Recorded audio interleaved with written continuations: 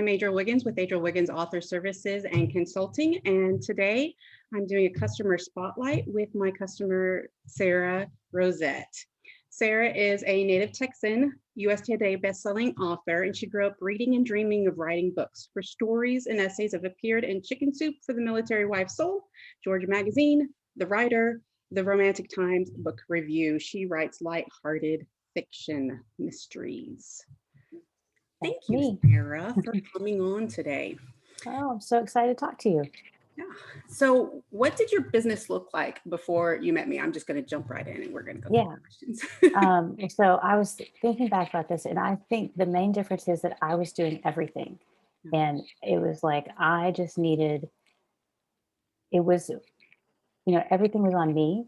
And now that I work with you, I'm like, okay, well, I can ask Adriel to help me with that. And it just takes the pressure off. So it was fine, but I was getting to the point where I had more than I could keep up with. And it was getting to the point where I was getting anxious about things, Right. Right. Yeah. So, how did you hear about me? I had another VA and she went back to corporate world work. And she said, I was like, oh, do you know anybody, any other VAs? And she said, well, I'm in this group and let me check. And so she sent me your name.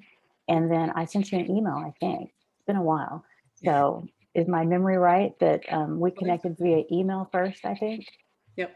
So, for all of you new VAs out there, get out and network with other VAs because that's actually where we find most of our clients is when someone decides to not be a VA anymore.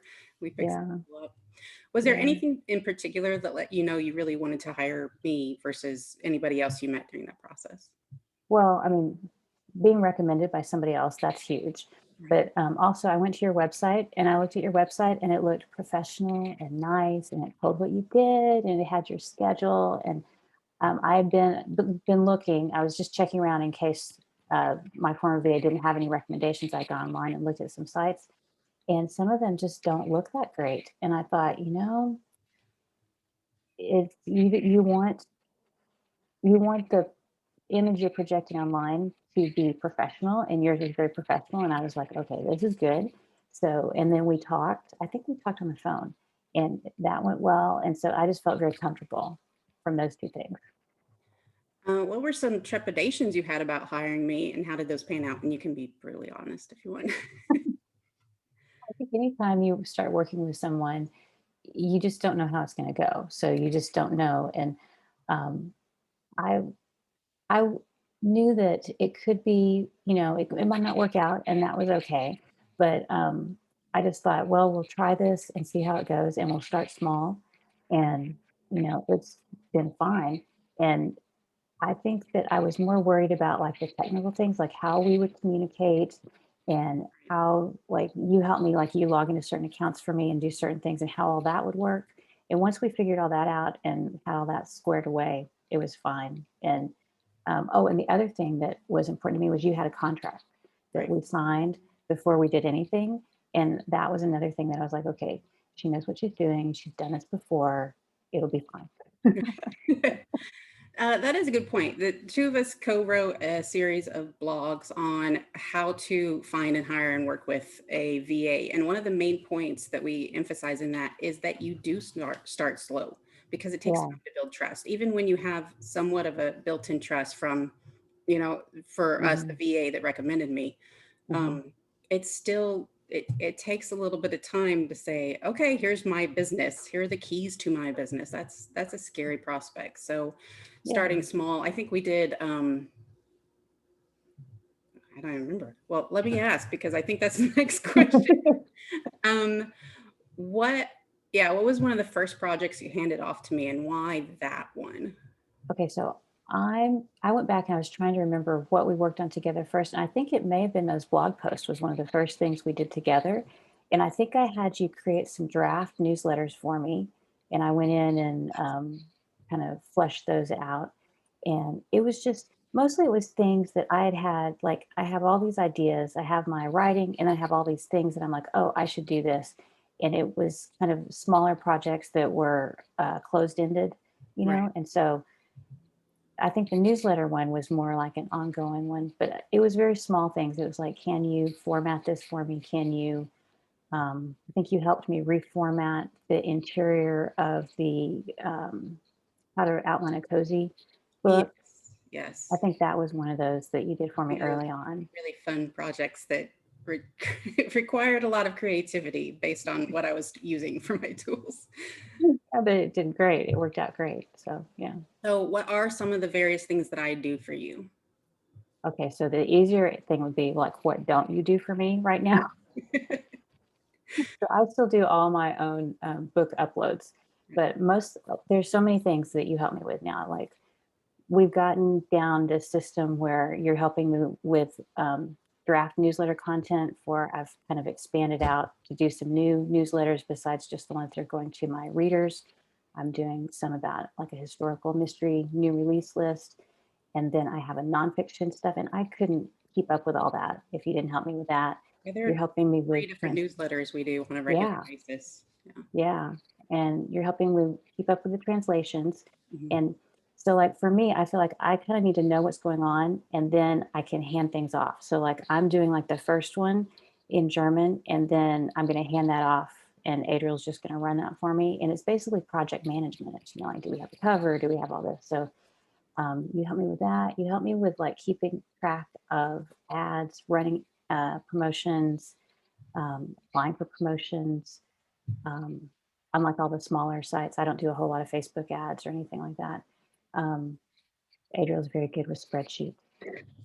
Adrian really loves spreadsheets. It's kind of ridiculous, actually. That's great for me because I don't like them. So there are things that I send to you, and I'm like, hey, I started this. Can you make it better? You know. So, and then another early thing you did for me was you scanned all my contracts and you created a file, like a digital archive of all my contracts because a lot of them were just paper. So you keep up with all that contract stuff for me.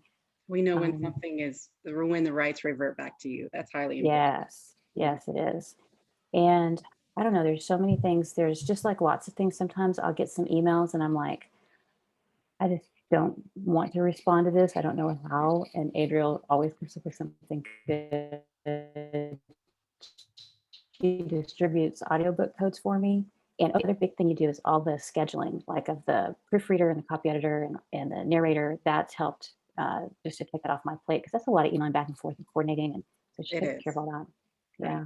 And even if I CC you in, you can go, oh, Adriel's taking care of it. So I don't have to I know. I know. And you somewhere in follow the up process with check in and make sure people. it's okay. Yeah.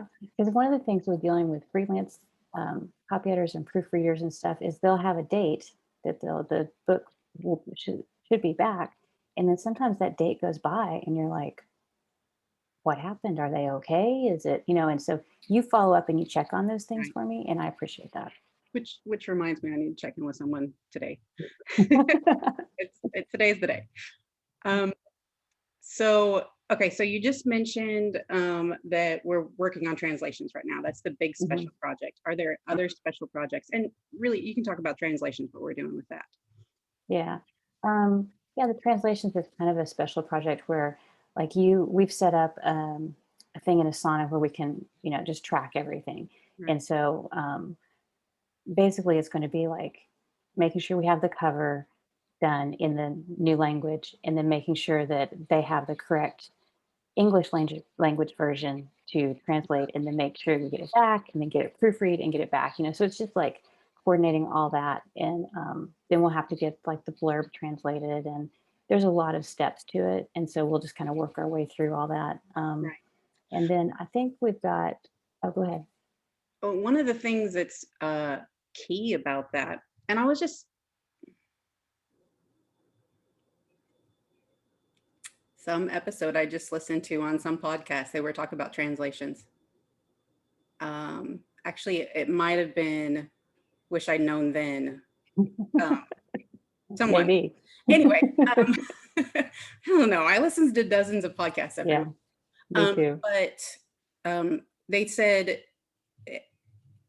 to go ahead and focus on all your books and then on audio because that's easier and you get Yeah. a quicker return on investment. And then start looking Hmm. at translations.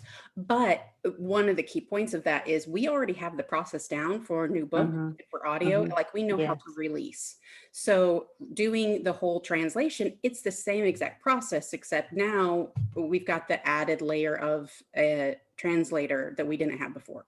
So Right. instead of you writing it and then the process begins, it begins with the translator and then moves from there. But Yeah. we already have a good process and system in place. So it's a whole lot Mhm. easier to manage multiple translations at one time, Yeah. because, we're not creating the system from scratch Hmm. like we did years ago. Yeah. Yeah. And that's another thing. You also proof all my audio for me. And Yeah, that takes a ton of time, gives me a ton of time back right. because that's a lot of time. And then there was something else we were just talking about. I was like, oh, yeah, you do that too. And I can't remember. Oh, podcast uploading. Yes. That helps me a lot too because that's kind of time consuming and it's just something else that like once I get it recorded, I'm like, okay, that's done. Move on to the next thing. Yes. So, Yeah. and that's how I start listening to my podcast all week. Let's begin the week with Wish I'd Known Then. And then we're gonna move Oh. on to all the other podcasts. Part of I do proof that as well, Yeah. right as I'm Yeah. uploading it, that to make sure Yeah. that there's nothing really. We To make sure it's the right file and it all Yes, sounds good. and Alexa is an awesome editor and sound Yeah. engineer, so it's not really ever her. It's a, oops, I think I got the wrong file from Alexa. Yeah. Or it's my mistake, like we didn't do the right one or Right. something. Yeah. Yeah. So what would you say the biggest difference in your business has been since you hired me? I feel like I have backup. Like it's not all on me, and I have things that I'm like, this is going to be bigger than I can handle, but I know that I can break it up into pieces and we can work on it together. And I feel like it just is a relief to know that it's not all on me, that there is somebody else who kind of knows my processes. Because as much as I love my family and my husband, he's really not familiar with a lot of the stuff that I do. And, if he had to come in and do all this, like if something happened and, he needed to log in, he'd be like, wait, where do I go? What do I do? So it's nice to have backup and know that there's somebody else out there who kind of understands how all this works Right. and can help me out. It's a mental health thing in a way, it's Yeah. like it's just a relief. Um, Self-care. yeah. Self-care Yeah. for your business. Yeah. That does bring up a point that I don't think I've talked about this with a lot of people, but it is something that I have in place, and I know a couple of other authors are. I have a very long email that goes to my husband, the executor of my estate, and my assistant. And it's basically how to shut down Adriel's business if Adriel Yeah. can't work anymore, right? Um, and every now and then, like once a year, I go in and I update it because things change. But Hmm. every time I send another one, they all three say, why? I hate when you send this email. You're not going to die on us anytime soon. I'm like, okay, but if something happens, you all know how to shut down the business. So, because you're right that a lot of times, as awesome as our spouses are, they may not know Yeah. really what we're doing and Yeah. how to handle things. And if you have a good assistant in your corner who can go through and do that, and you have things in place that say, you know, if the worst happens, then this Yeah. is how to do it. Then that also is hugely relieving to my mind that I'm not. Hmm. Oh, I am going to leave all my customers in a lurch, but it's not as quite But as it won't be like you just fall off the face of the earth right. and we're all going, wait, what's going on? Exactly. So you'll Yeah. know what happens. You will get a death announcement fairly quickly. My husband doesn't tell you. He tells my assistant and then she takes care of it. But Yeah. so we have that in place so that if anything happens, it's a whole lot Yeah. more relieving, Yeah. Yeah. And that's really thing to smart. think about. Yeah. So if you don't have a So plan I in should do that. I need to put that on my to-do list. I mean, it is out there. It's one of those things that I've heard, the writing the last letter and letting place, everybody know what you would want. And it's a good right. idea. I should do that. And it's something that I don't have in place, but authors should, is what happens to your rights. You need to get those Yeah. nailed down so that you're kids or your spouse can Mhm. profit from them for, Yeah. a while after your death, and it doesn't just everything goes away. Yeah. 'Cause, Yeah. that's not as necessary for me because everything that I've sold at this point, it's all the magazines, and so Yeah. I made my money on them, and I'm not going to have continuing rights income from that. So, Yeah. um, But you never know. well, if I when I publish a book, then There that will you be go. put in place. It will be added to the list. Yeah. So for prosperity's sake, yeah, that's right. If you could sum up in working with me in one sentence, what would it be? I would say I don't need to worry about it because Adriel's handling it. Um, all right, so I'm gonna switch over now. Those are all the customer spotlight questions, but we have a little bit of time, so let's look over at the standard interview questions. These are the questions that I ask authors after I've read their book and I've reviewed one of their books. I don't, as a policy, review my own clients' books if um, Yeah. so. That's just smart. Yeah. Yeah, because I really like you all. So like it would be Yeah. glowing and then it really wouldn't count, Yeah. Amazon will track me down and be like, Yes. can't review someone you okay. So I know. anyway, Yeah. but these are still, some fun questions. Which author wasn't your greatest inspiration, but did make you think, well, I could be an author? I thought about this and I was like, I can't remember specifically anyone that I thought, I could do this because I feel like I could do as good or better. But I do remember reading books and just thinking, oh, wow, this is so cool. I remember reading Mary Stewart and Elizabeth Peters Mhm. and, just books that the sense of place was so strong and I love setting. And so I think that really was something that I wanted to replicate in my books. And I remember reading some cozy mysteries early on and just like a light bulb moment going, oh, I understand how these stories work, how like there's a murder and then there's a series of suspects and you go around and you interview each one and you have clues and red herrings and then you solve the case. And it was like, oh, I totally understand how to plot now because I didn't understand that before. So it's things like that that kind of inspired me to start. That that's awesome. Mm. What about the first time you thought, wow, I'm a real author? Oh, I had a big debate about whether I could call myself an author or a writer when I was trying to be published. And this was back years ago before indie publishing. And so, like, you had to get an agent, you had to get an editor and be submitted. And I felt like I couldn't call myself an author until I actually had something published. But Right. then, in the middle of that whole process, I decided I was an author because I was writing books. And I think it was when I finished my first book, when I actually got done with it, I was like, okay, I have completed a book and I felt like an author, even though I wasn't like, didn't have the stamp of approval. Yes.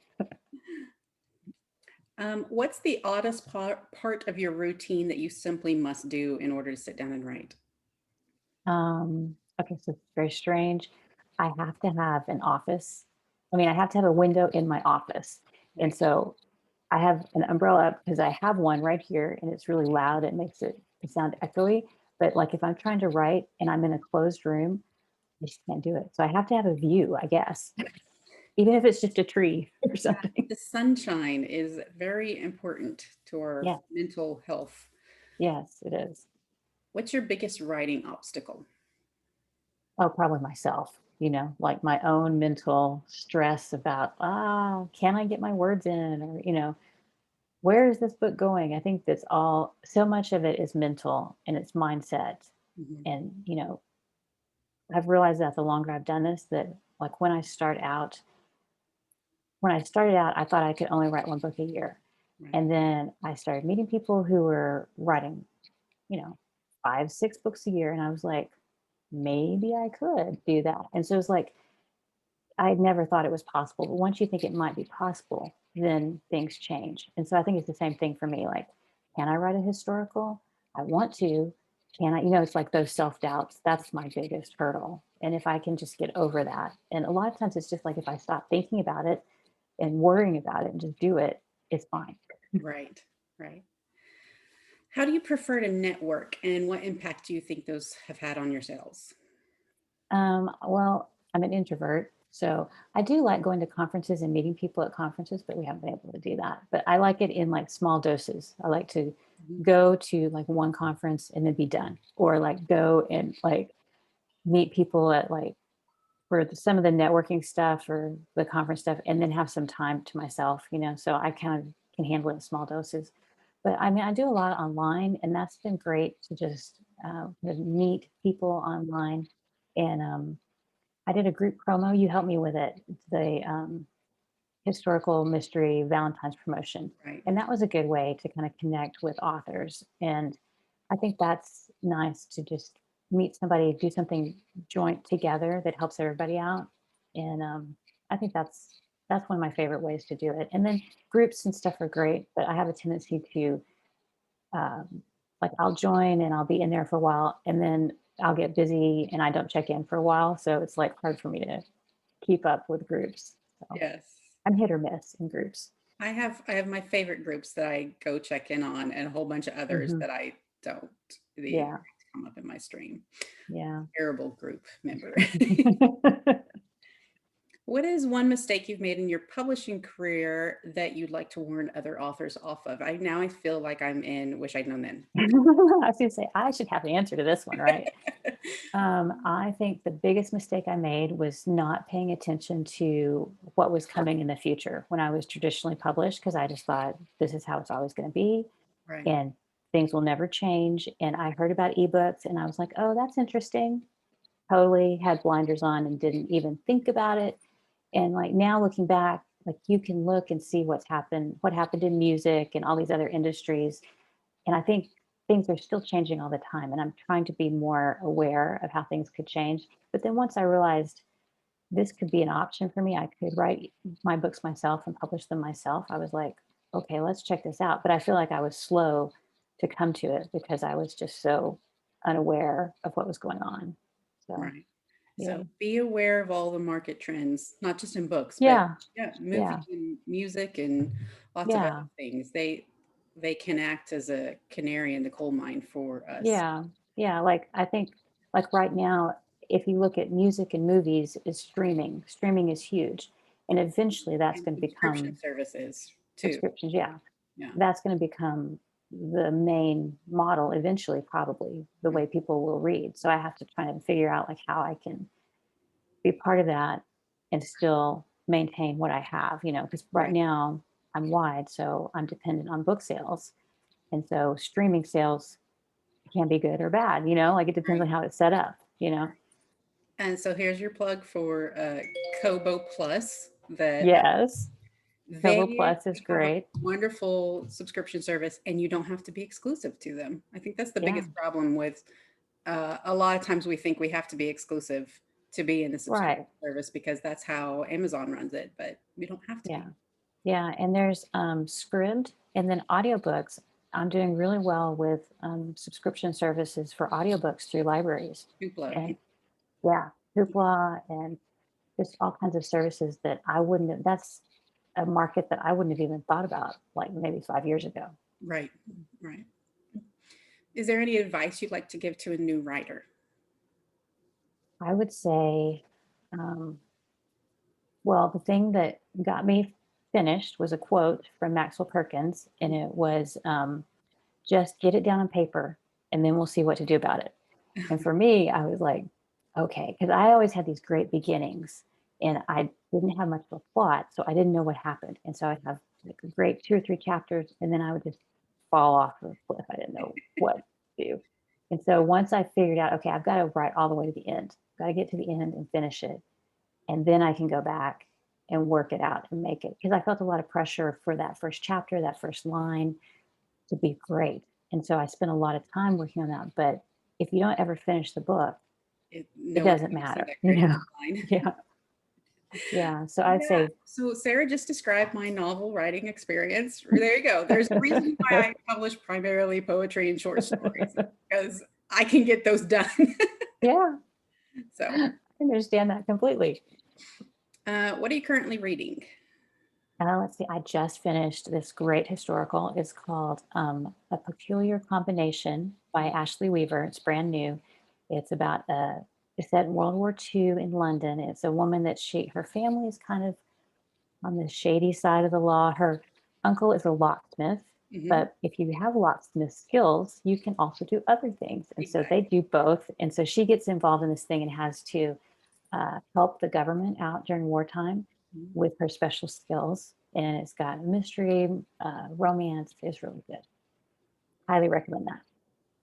And have any super fans found you yet? And it's so, what sort of things have they done that have seemed surreal to you?